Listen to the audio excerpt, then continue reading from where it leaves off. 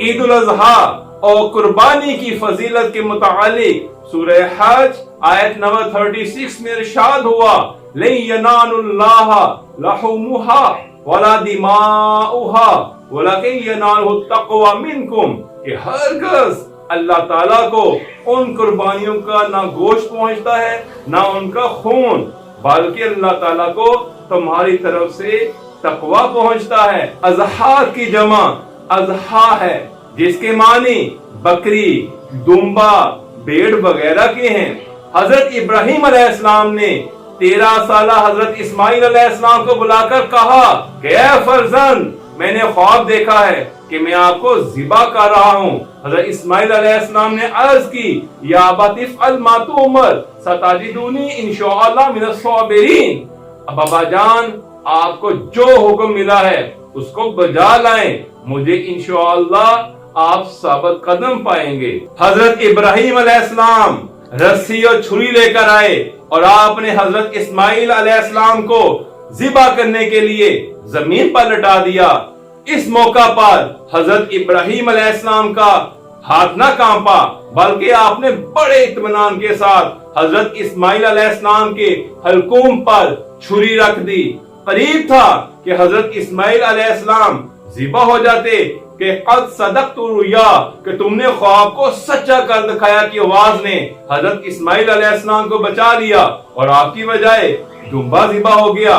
उम्मुल मोमिनीन हजरत उम्मे सलमा रज़ी अल्लाह ताला अन्हा ने रसूल अकरम सल्लल्लाहु अलैहि वसल्लम से अर्ज की कि मेरे पास कुर्बानी के जानवर की कीमत ना है, आया मैं कर्ज लेकर कुर्बानी कर सकती हूँ? रसूल अकरम सल्लल्लाहु अलैहि वसल्लम ने फरमाया, हाँ यकीनन वो कर्ज अदा हो जाएगा। हदीस मुबारका है कि अल्लाह ताला ने कुर्बानी इसलिए करार दी ताकि मसाकीन इसके गोश्त से सैर हो सके। हदीस कुदसी है, फाकुलू मिनहा वातिमुल कानिया वल मुतर्रा, कि खुद भी खाओ, कनात करने वालों को भी खिलाओ और भीख मांगने वालों को भी खिलाओ। फिर तकसीमे गोश्त के 3 हिस्से होने चाहिए।